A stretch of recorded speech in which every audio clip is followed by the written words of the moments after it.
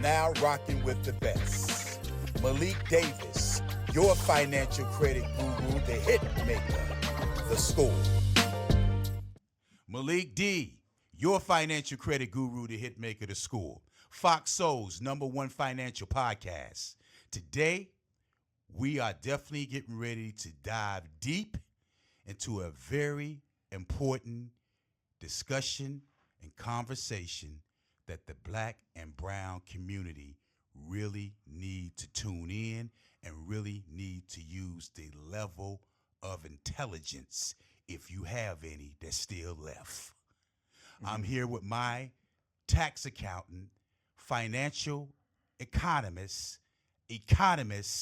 slash economist, to sit here today on the Score podcast in hopes that we can really tap into this discussion and this conversation that we are getting ready to have and the effect that it's going to have on the black and brown community.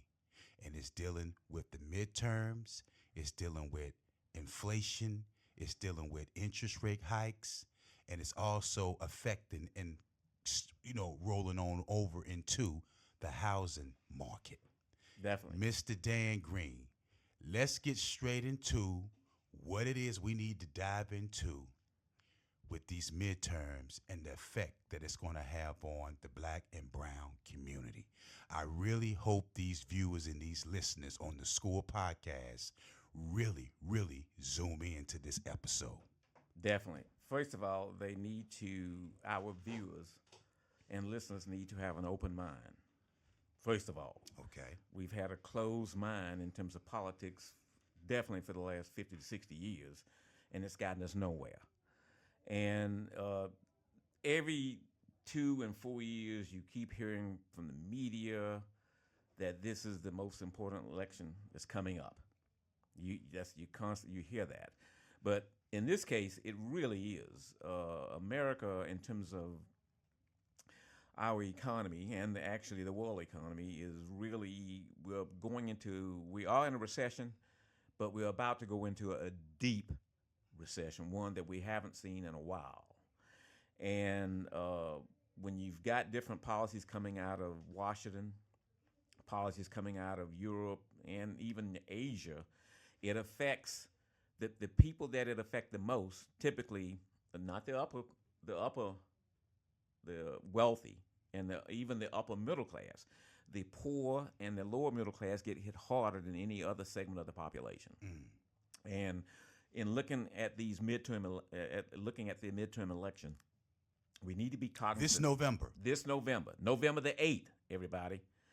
Get out and vote. First of all, get out and vote. But be an informed voter. Just don't pull a lever because the candidate has a D beside their name or an aura. Know what this candidate stands for. Okay? Please do that. Do your research. You've got all the information. With the technology we have today, it's easy to find out the past and the voting records of these people that are running for Congress. Okay, Congress. We got the Senate and the House of Representatives. Also, all politics is local.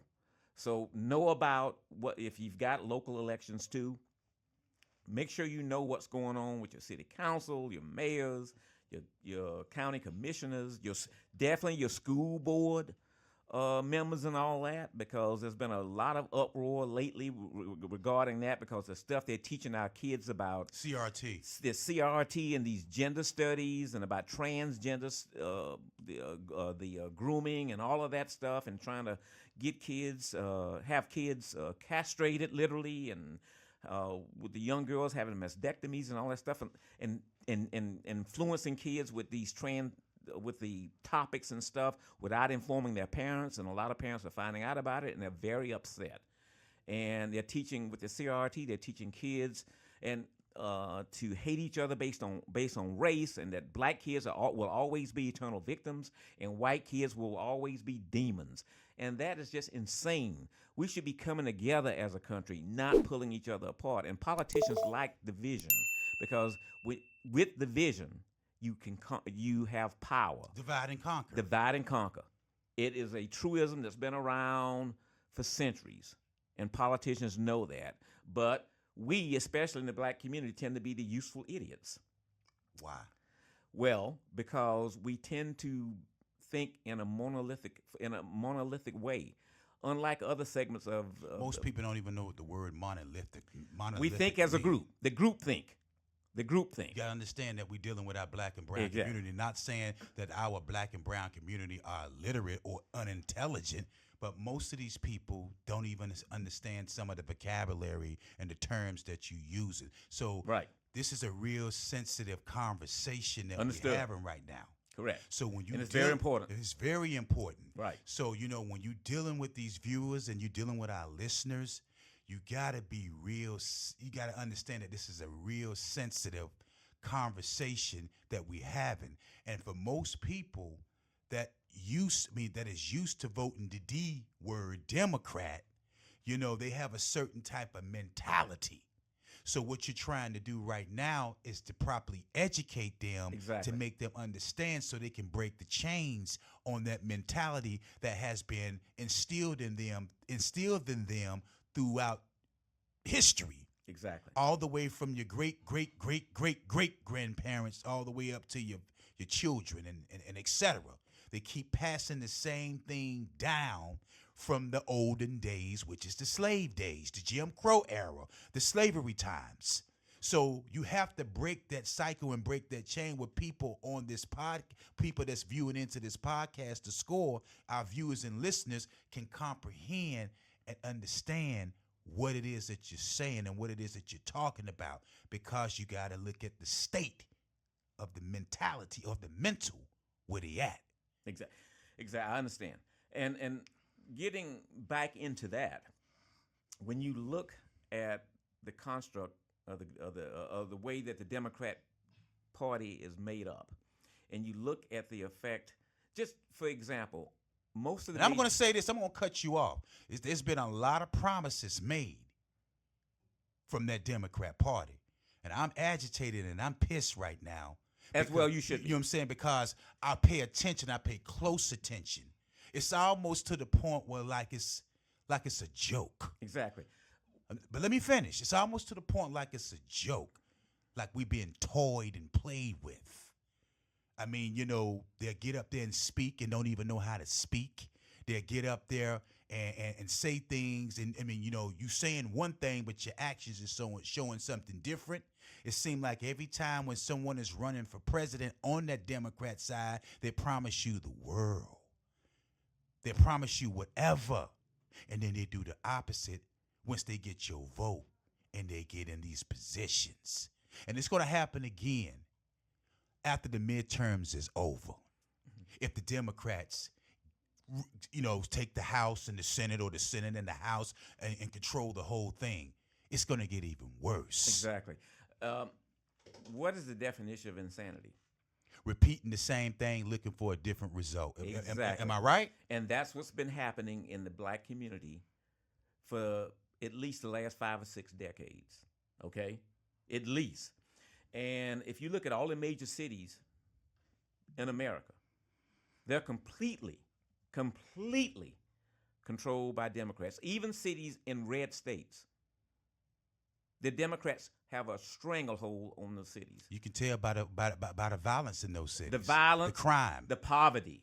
Yeah. Oh, yeah. Most definitely. The high taxes. Most definitely. And you've had what they said, white flight. You look at Detroit. Detroit's a prime example. Detroit has been controlled by black Democrats all the way back to the 60s. All the way back, and the city's been is bankrupt. And now it's finally coming back because of Chinese investment. But for decades, the city was just on a downward, and there's been so much corruption in the city. Chicago's another one on the verge of bankruptcy. And Chicago's Beirut. The violence. Chirac. Yeah, the violence and whatever. And these DAs and these mayors, they're all Democrats. They don't they'll tell black folks that we care about you and we're going to do things to improve your community, but they never do. All they care about is power and control. And they take advantage of us. Every 2 and 4 years, they come into the community and say, we're going to do this and we're going to do that. And we mindlessly vote D. And then we think all Republicans are racist. Republicans are racist. But what we're having now in this country, a small group of blacks, more and more blacks are turning to the Republican Party. And we've got a historic amount of black candidates running in the local offices and running for Congress and in the Senate, U.S. Senate, U.S. Congress and U.S. Senate this year. And a lot of them are winning. Let's take a quick commercial break so we can pay these bills, but I want to jump right back into this because this is a serious topic and a sensitive topic. Definitely. Welcome back to the school. Let's go ahead and resume from where we just left off from, Dan. I am encouraged by for decades, the Democratic Party had a stranglehold on the black vote because we mindlessly voted for Democrats. Okay.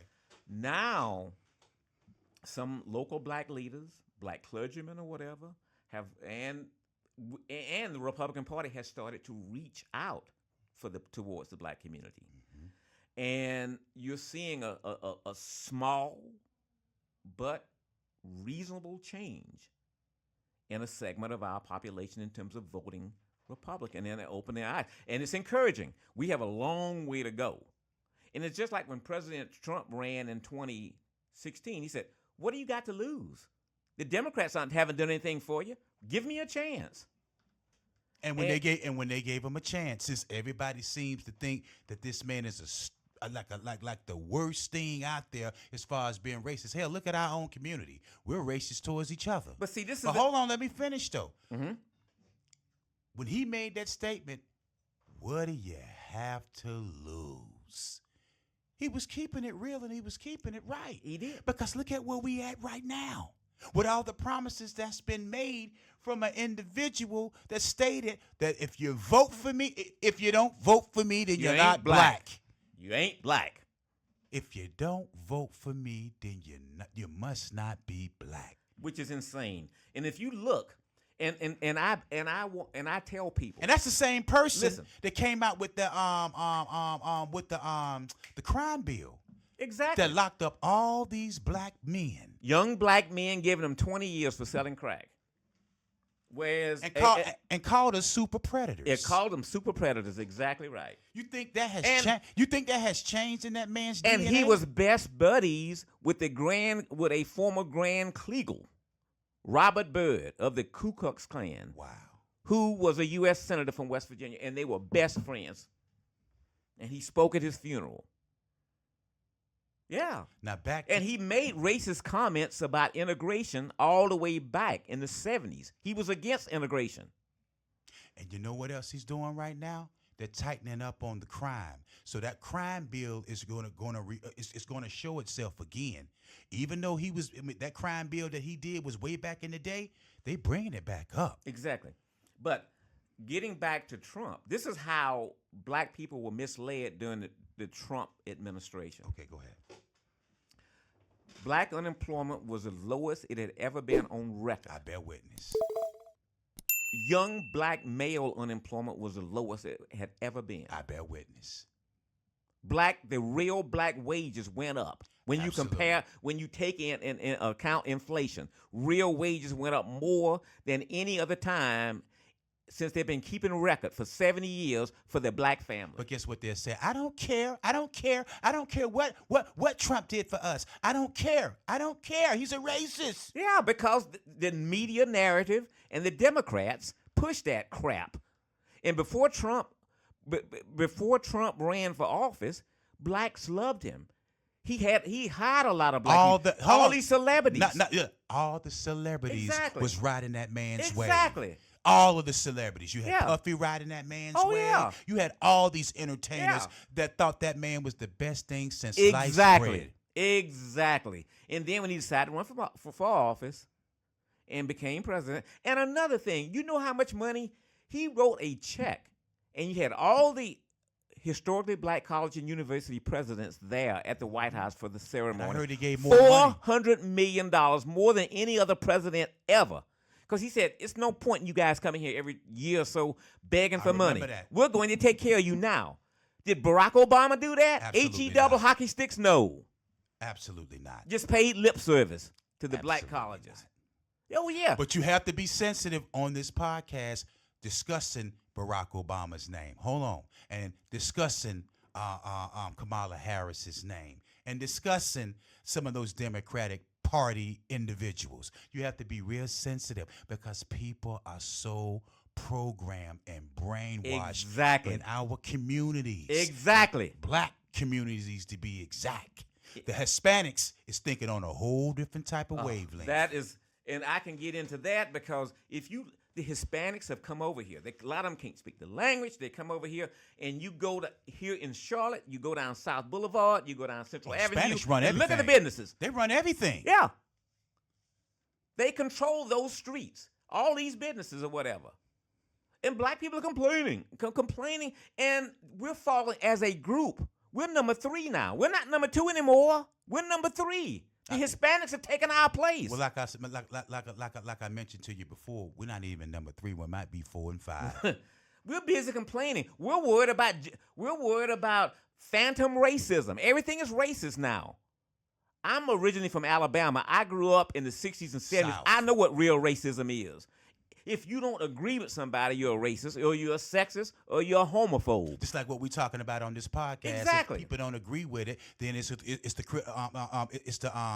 what's that thing called when they want to council culture? The council culture. It's the council culture. The now. worst human being on this in America is a black conservative.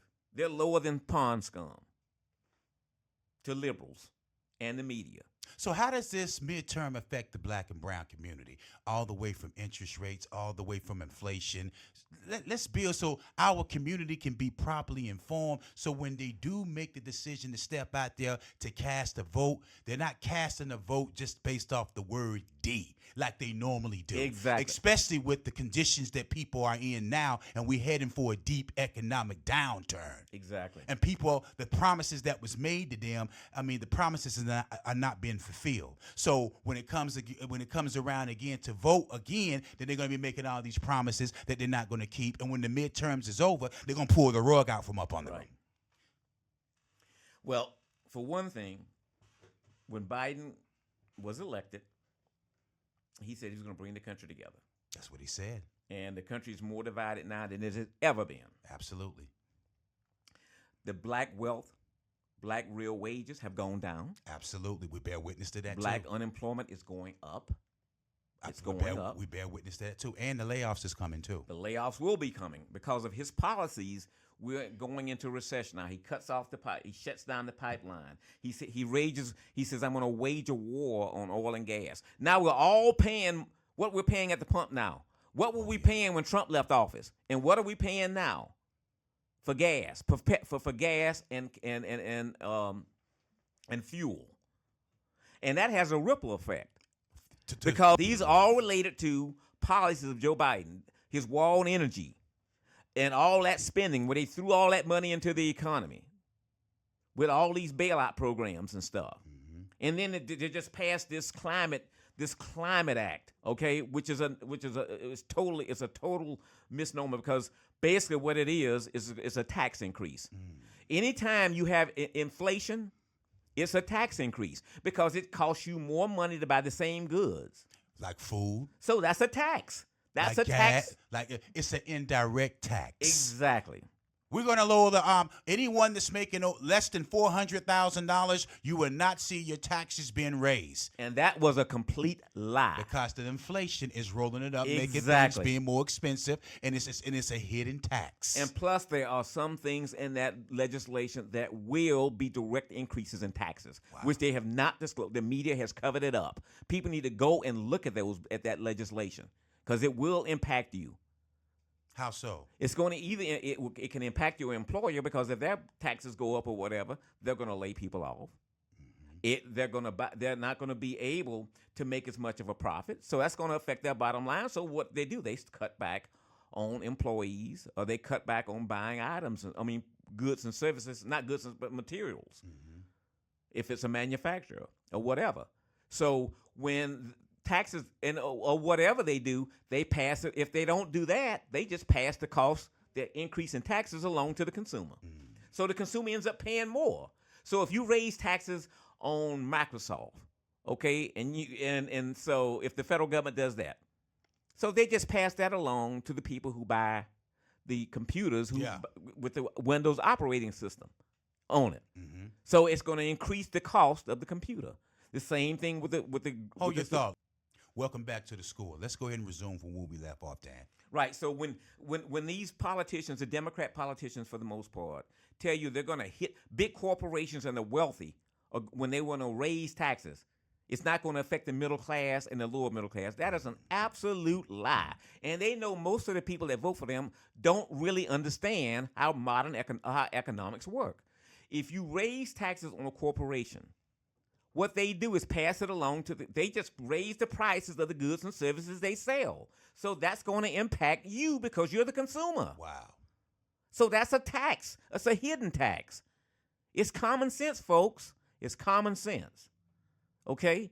And the super wealthy have people like me and tax lawyers to set up charitable remainder trust and all kinds of tax schemes so they can avoid paying taxes. And it was just like when they passed this legislation, and these Wall Street guys got exempt from the carry interest. I won't get into the details of it, but this carry interest exemption allowed them to still be taxed at capital gains rather than regular income taxes. These wealthy Wall Street guys made out like a bandit with this new legislation. But people like you and me, we get hit hard because we are the consumers and we're at the bottom of the totem pole, me in the middle class.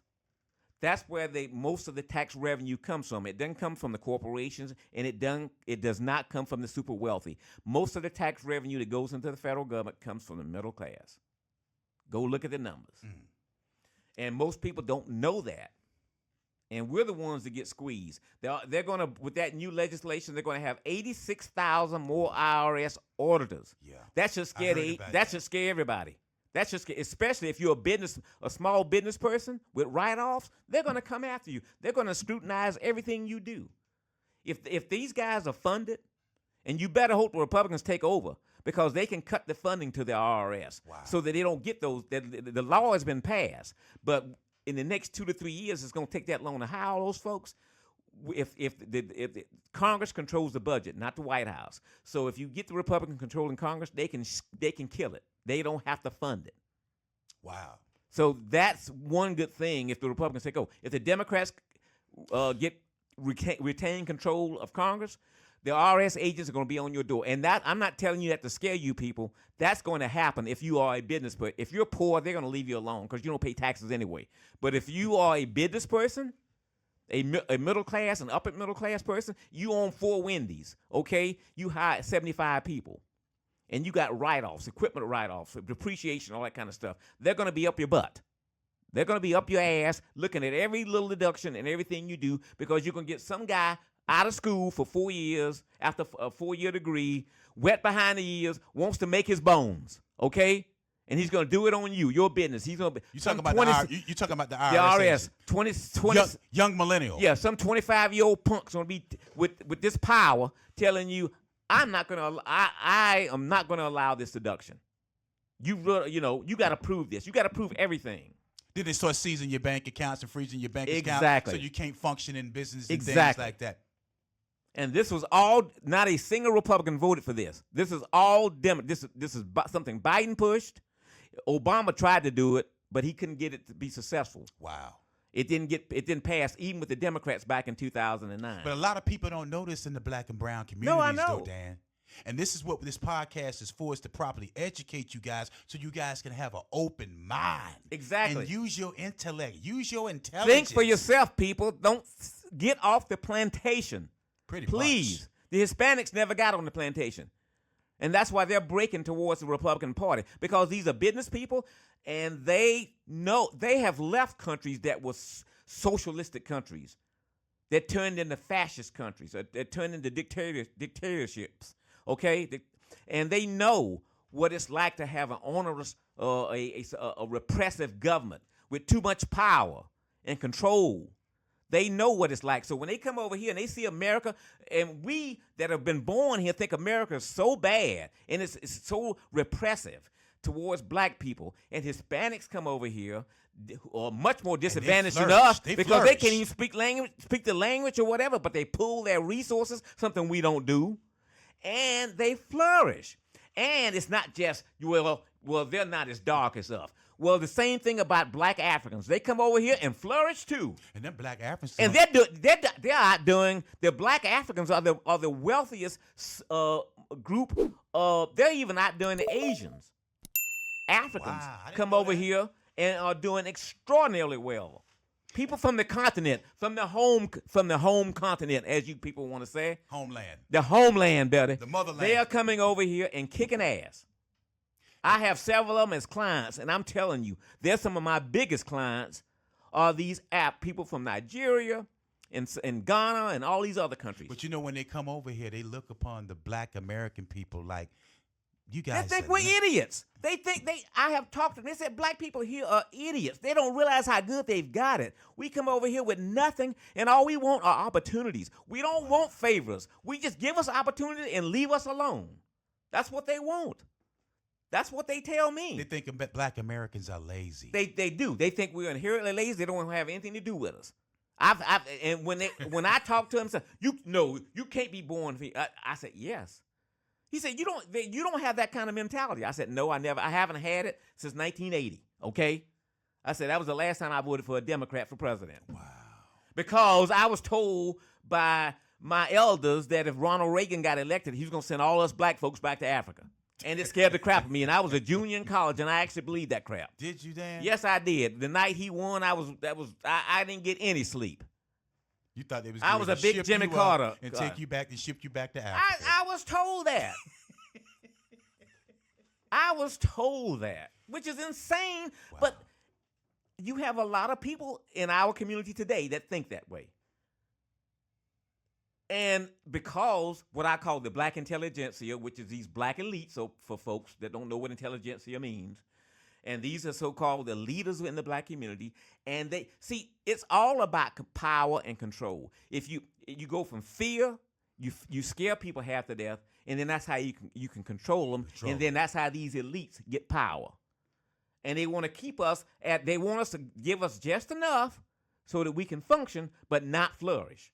That's what these politicians is. The most racist person on this in America is a white country club liberal. Look at how they treated those brown people when the governor from Florida shipped them to Martha's Vineyard. Yeah, they didn't even stay there. They didn't stay there 2 days. What did they do? Send them off to a military base. They did. And then they celebrated it. And all these people voted 90% for Democrats, for 90% for Biden. These people in Martha's Vineyard. They did. And why didn't Obama open up his big old mansion? Why didn't he? Also, I want to ask you a question. Since we're talking about these midterms, man, and the impact that's going to have on our community, these promises that Biden had made in the beginning when he became president, he made these, like you stated before, and I heard him state this too when he was running for president. He's gonna bring unity. He's gonna bring unity. He's gonna stop. He's gonna make sure that the economy flourishes and things and rebound back from COVID. And he also stated that he's going to go ahead and defund the police. Remember, it was all about defunding the police. They had this agenda, him and Kamala Harris, about defunding and bailing out people out of jail and things like that. And now we in a state right now where it's almost like the purge. Exactly. Biden. Am I asking you the right question? Yes. When you give me the right Biden response? was silent on defunding the police, but Kamala Harris and pretty much, especially. And keep in mind that Kamala Harris, like I stated before, she locked up a lot of brothers. Kamala Harris is one of the biggest frauds in the history of modern political politics. The only person that exceeds her is Hillary Clinton. Okay. Now, what makes her a fraud? Because she ran when she was the district attorney in San Francisco. She put so many young black men for smoking weed in prison. She got them. She went after them. That's how she got it. She made a reputation.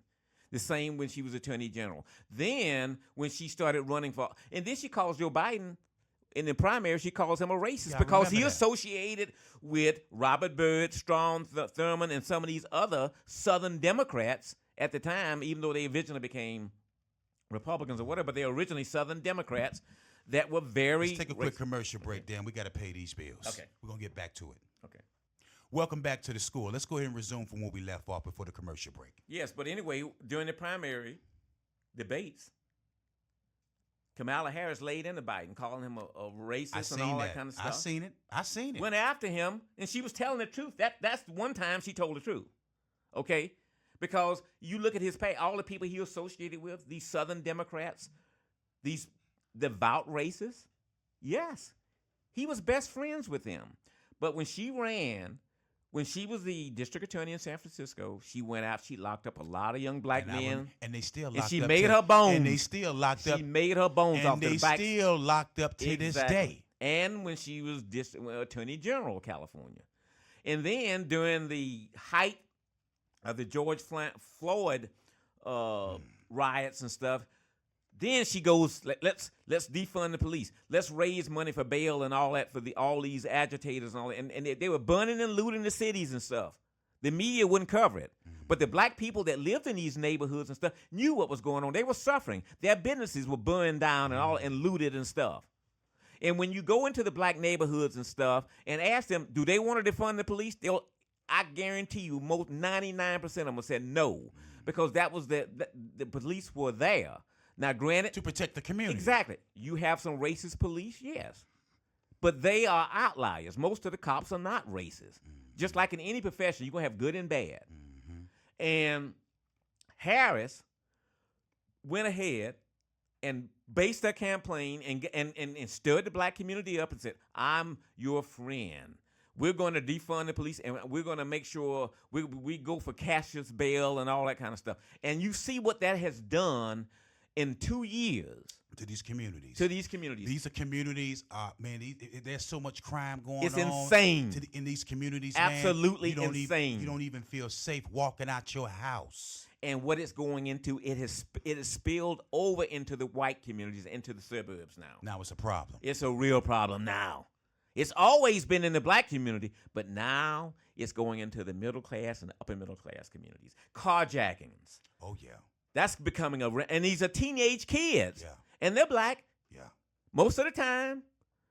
And you know what? This is the thing that really gets me.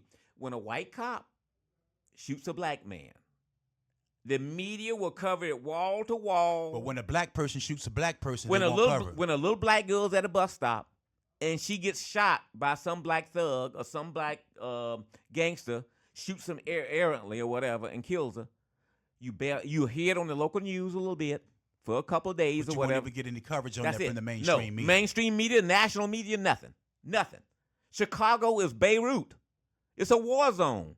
More people will be dying in Chicago than in cities in the Middle East. 20, 30 people a weekend get shot. 7 or 8, 9, 10 die. And what about each in Chicago? But what about each individual that gets killed in Chicago? Like you said, they don't even cover that with the mainstream media. No. Now, if a white cop, look at the Jesse Smollett thing. Complete hoax. I knew it was a hoax from day one. You're going to have two white boys in that neighborhood in the middle of 2 o'clock in the morning. That didn't make any sense. It was total fabrication. And you still got some people that believe it actually happened. It was a crop. When you have. But you see, they let them ride out though. Oh yeah. But see, these people who make up racism make it bad for when you actually have cases of racism. But I want to stick to the script here. Yeah.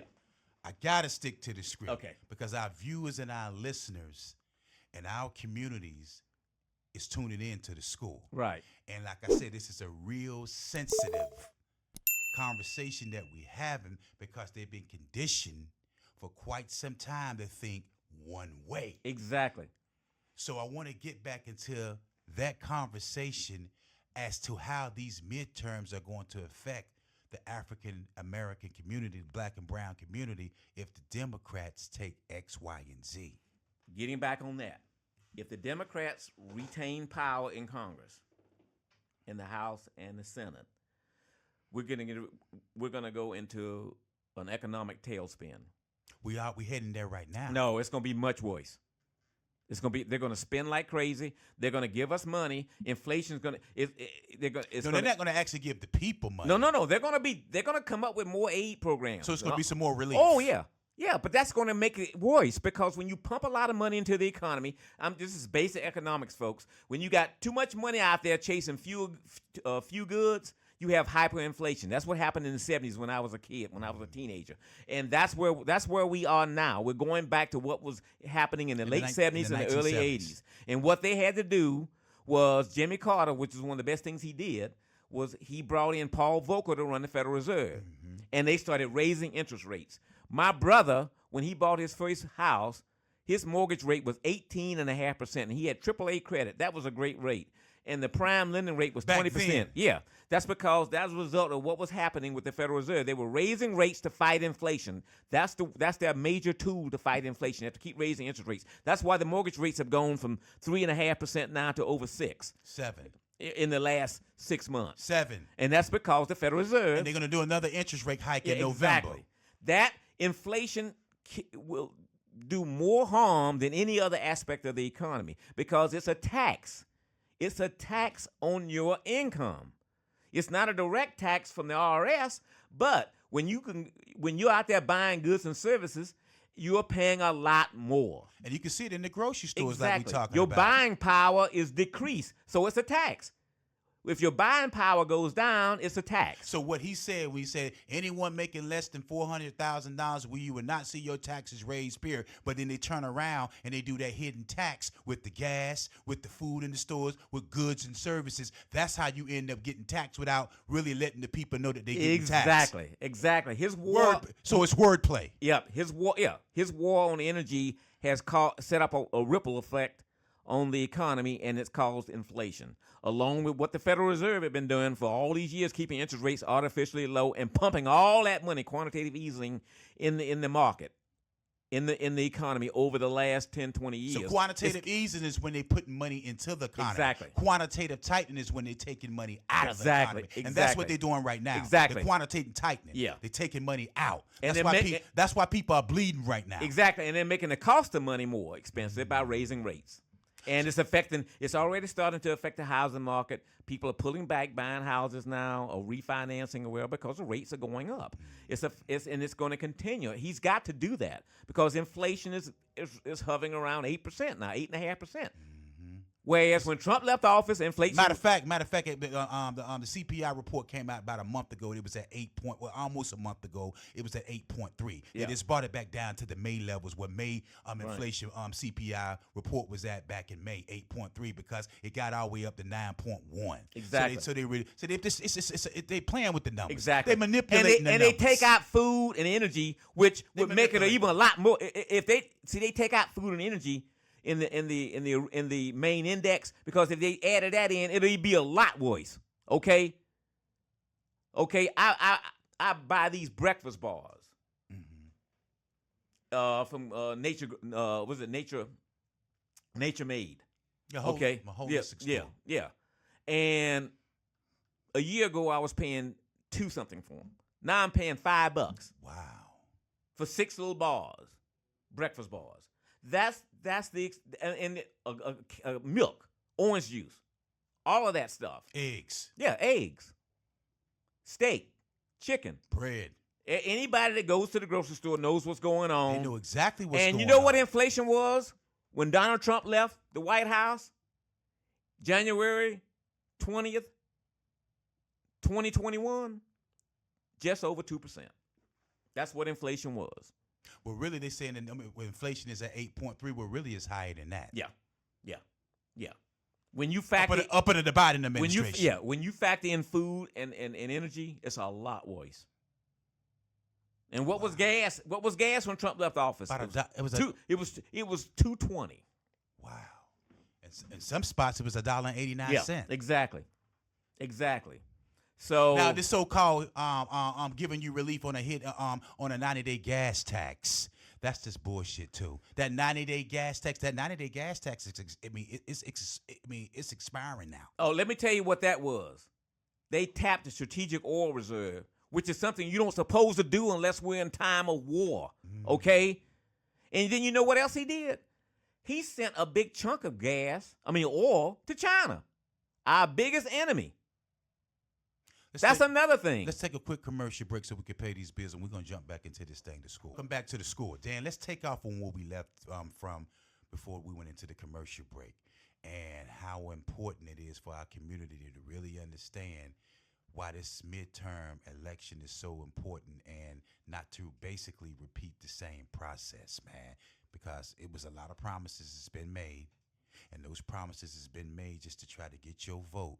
And the moment that they get your vote for that Democratic Party side, when you already see that everything that was promised to you and everything that has always been promised to you, it always turned up being the opposite. And Exactly. You can actually see it in the economy right now. This ain't nothing that we talking to you about. You actually feel it. You actually see it. You actually see it in your businesses. Exactly. What I would say is, don't base your vote on emotion. Stop voting that way. That's one of the biggest problems in our culture, in our community. We vote based on emotion. We like this guy. We like the way he presents himself. Obama was a master at that, getting people all ginned up or whatever. Trickster. Exactly. But look at what's going on in your community. Look at what's going on in the country. And the Democrats are in complete control of this country. The Republicans have no power in Washington.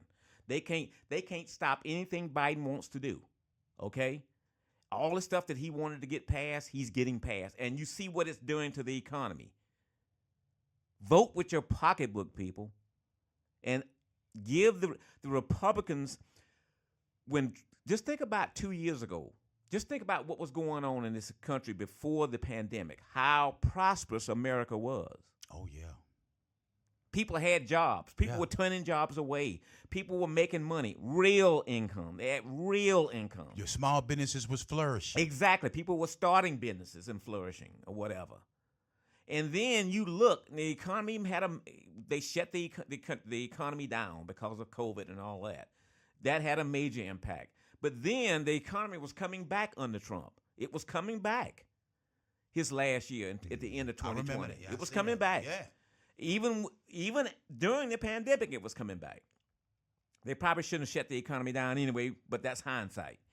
Then Biden comes in and institutes all these executive orders, and then the Democrat Congress, along with Biden, passed legislation that has damaged the economy and thereby taken away real wealth from the population. If you look at what's happening just on people's, you say it's the Wall Street has lost $7 trillion or whatever over the last 6 months, especially over the last 2 and 3 months. Well, doesn't really affect me. If you got a pension, you've lost a good percentage of your wealth. And if you work for your 401ks, and your mutual funds. Exactly. So yes, the decisions that made in D.C. does affect you. Okay, those decisions do affect you, and you need to be cognizant of who's in control right now. And the Democrats are in complete control. Don't listen to the media, because they're not going to tell you what's really going on in D.C. If they do, they're gonna tell you that it's going to be they're gonna give it from their perspective, and most of the people in the media are Democrats. So by the time you get the information, it's going to be skewed.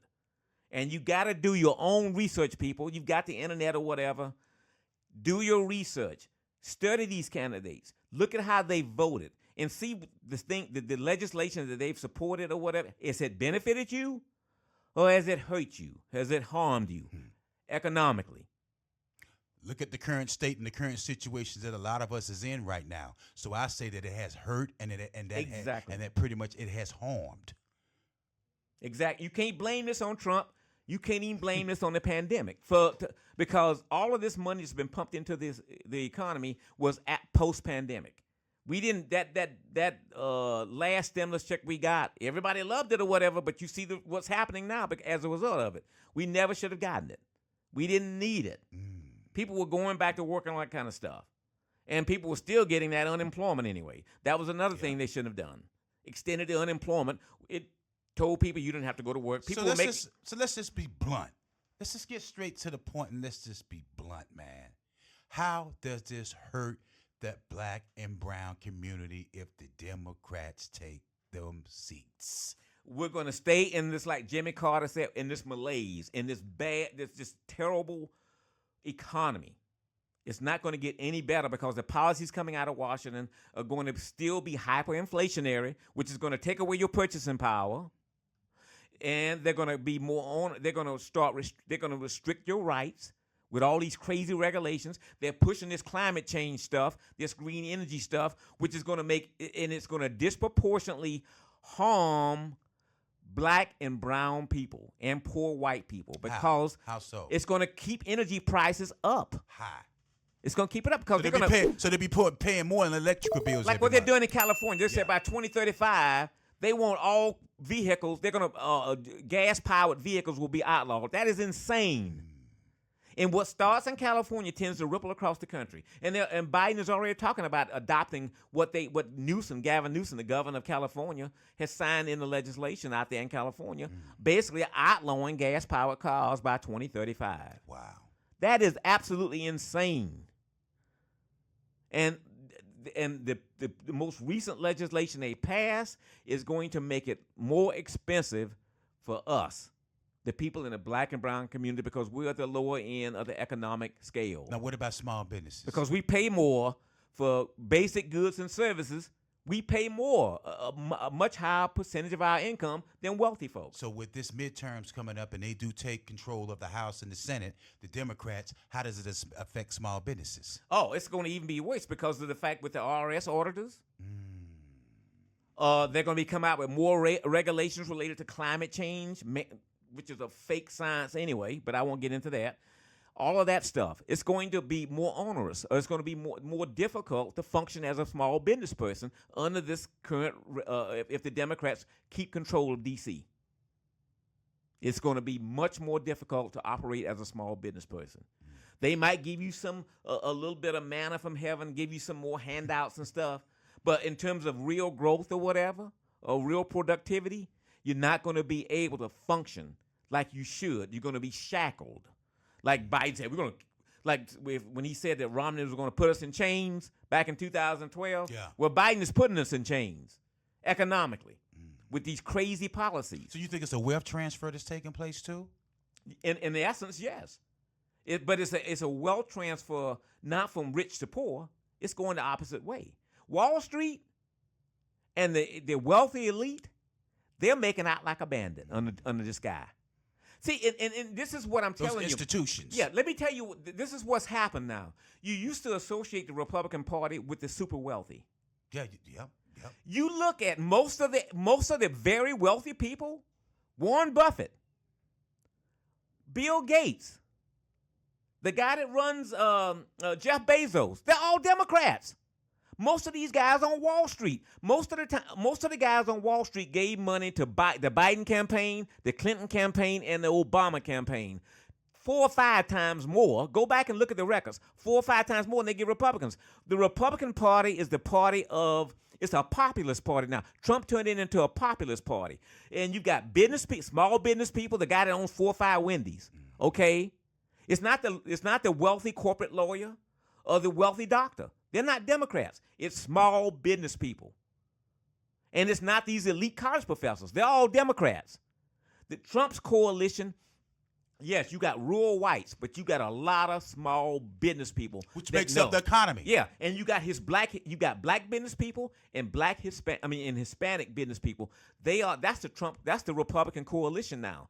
The Democratic Party, that's the country club white people on Wall Street, the people out there in Hollywood, these elite athletes and stuff, they're all Democrats. They don't care if taxes go up or whatever. It's not going to hit them hard because of the way they're paid or whatever.